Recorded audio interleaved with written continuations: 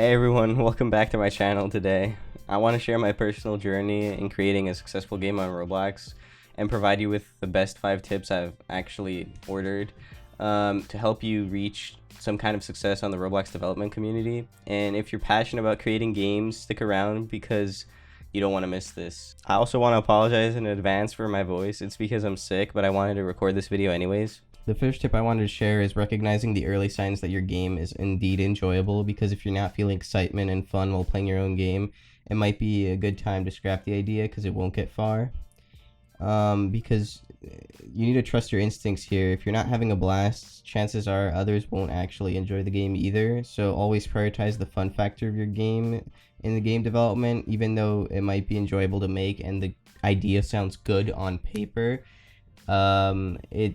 If it's not enjoyable in the actual gameplay, then it won't get far and people won't want to play it, and Roblox advertisements won't work, and generally the game won't get far. So yeah, check for early signs of enjoyability, because during the time we were working on Service Simulator, we actually had the game open in public for playing, so my friends could play the game and test it out before it was fully released, because it was missing a lot of content still, even though the main gameplay loop was there. So players were generally, like my friends were playing the game for hours and competing to stay on the leaderboard, and even bought some game passes in the game even though the game didn't fully release, to stay on the leaderboard as long as possible. So yeah, the game was generally really fun to play. So if you have signs that players are playing it and people enjoy the game, it's a really good sign. It means the game actually is enjoyable, and chances are if you advertise the game, people will stay and play it as long as they did, which means the game will grow. So yeah, that's for tip number 1. Let's move on to tip number 2. So tip number 2 is visual appeal. So I would talk about graphics are not the main thing about a game. The game needs to be enjoyable, like I said in the previous. If the graphics are really bad, as long as the game's enjoyable, there's like a limit. The game doesn't have to look over the top visually to actually be enjoyable and people play it. Take Brookhaven for example. It defies every single logic on Roblox. It has not good models, its UI is bad, but it's still the top game on Roblox and no one can compete with it. Now for that case, it's for Service Simulator for example, the map was literally just a grass base plate, and everyone was judging that and it was like, oh, the game won't reach a success without a better map because it's just a base plate. And it was like, it didn't make sense though, because you don't need a better map for Service Simulator, as it's an AFK game and there's not really anything to do in the map, so there's no reason to actually improve on the map and waste energy creating a really advanced and visually stunning map. It won't captivate players. Most players play the game AFK. It would actually be a shame to put so much work into a map that doesn't get used. So make sure graphics are not always the case for a game. Just make sure the game's enjoyable and the game can succeed. So yeah, that's tip number 2. So tip number 3, the power of Roblox ads. So Roblox ads are kind of tricky. They really depend on each game, but I would say make sure Roblox ads are the case that you should use Roblox ads only if your game is enjoyable alone in the game. So if you're experiencing the game without any players, you can still have a great time and grind the game, because if you can't, chances are ads won't work, because you need a ridiculous amount of Robux to actually sponsor the game enough to keep a consecutive amount of players always in the game, as this, like, it's basically impossible with Roblox ads. You would need a ridiculous funding amount and it would not even be worth it. The game would probably not make that much back after it reached some kind of success. So make sure the game you can play it alone. And for sponsors, for how to advertise, I would say use a combination of sponsors and billboard ads, because those work in combination. They work pretty well. So for sponsors, if you have a high click ratio, you need to check if you have a pretty good high click ratio. It's a good sign, because that means when it gets promoted on the front page, it'll also have a high click ratio, which means Roblox will start promoting it more on the front page. So generally when you sponsor the experience, you need to make sure the Robux, the cost per click, is pretty low, to around like 3 Robux. Even lower is even better, which means your game has a really good icon. And then for billboard ads, you need to have from 0.5 to like 2%, but like if it's lower than that, it doesn't always mean it's bad. As long as your playtime in your game is good, which we'll talk about Roblox statistics in the next tip, the game will succeed. So, and generally, if the game can't be played alone, I wouldn't recommend using Roblox ads because your game won't get far. I would rather use social media to promote it and maybe gain a community before release. So you would actually have a consecutive amount of players waiting for the game to come out, and then they start playing the game together. But yeah, that's tip number 3, I think.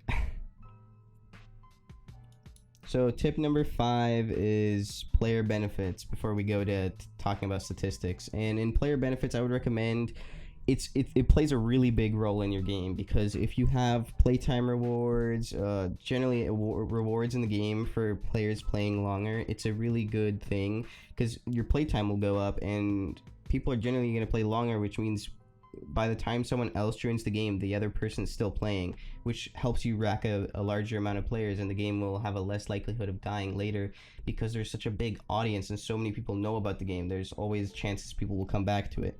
So giving a player benefits, especially premium benefits, in the case of Service Simulator, I know I keep going back to that game, but that's literally I'm trying to show you why the game exactly succeeded. If the game has a good player benefit for premium players, for example, in my game there was only an upgrade for premium players only, and that generally made premium players play longer. So if they're playing longer, you get, first of all, you get paid more because of premium payouts, which is a really good sign. 20 to 30% of the income of Service Simulator came from premium payouts, which is insane. So having premium payouts and generally premium players play longer is a really good thing in every direction. And it actually got our game on the popular among premium section on the front page, which heavily boosted our game to reach its success that it currently reached. So yeah, having some kind of premium benefit. So I would say for premium, it's like an upgrade or something that improves the experience for premium players, because those are the players that are basically feeding income for your game. And then playtime rewards, maybe a friend boost for players playing with friends, because if they invite them, they get some kind of boost. It generally helps your game, although those tend to just be there to help you out. They don't really promote friends to join the game. That's from personal experience. And yeah, that's it for tip number 4. Let's move on to tip number 5. So in tip number 5, I would talk about analyzing statistics. You would need, for example, let's start with playtime average. So playtime average, I would say, let's give numbers right now. It's 12 to 20 plus minutes is a really good sign that your game is enjoyable and people want to play it a lot. Like top experiences have about there. The more the experience grows, that will inevitably drop from just the sheer amount of players joining the game. The average will reach its actual. So when we reached the peak on Service Simulator and it started dropping, it had about a 14-minute average, even though in the beginning when it blew up it had about 20 to 25 minutes, which was ridiculous. And then for retention, I would say if your game just released, most of these retention values will not be available, but when they start being available, they need to be above the top experience ratio, so there'll be a gray line, and your statistics need to be above that to make sure that the game, so the algorithm wants to promote the game, because it means the game is better than other games that are currently sitting there, and because it's a fresh game, people generally come back. So if it all correlates together, so if your game's enjoyable, people will come back and play it, and even having a daily reward in your game will also get people to join, like a daily streak. But yeah, that's basically the case for that. And for statistics on acquisition, which is another category in Roblox statistics, you need to go scroll down and check if the percentages of clicks, the CVR rates, are pretty high, to like up to 10%, 15% on friends, and then maybe 2 to 5% on the homepage, which will, even 10% is really good, because that means people are clicking and people want to play the game. People get attracted to the icon or the name of the game, so those all play a big role. And if those are high, that means that throwing ads in your game is a really good decision, because it gives a really high chance of success, and the game will start getting promoted more on the algorithm. So yeah, all those statistics combined will determine if Roblox wants to promote your game on the front page, and everything I said in these tips correlate together to actually improve your game and increase the chances of success. I hope you enjoyed all the 5 tips I gave you. So there you have it, 5 tips of creating a successful game on Roblox based on my personal experience. I hope you found this video helpful. Don't forget to leave a like so maybe the algorithm actually catches on and more people can see this and reach success on Roblox. And as always, feel free to share your own tips and experiences in the comments section below. Thanks for watching, and see you in the next video.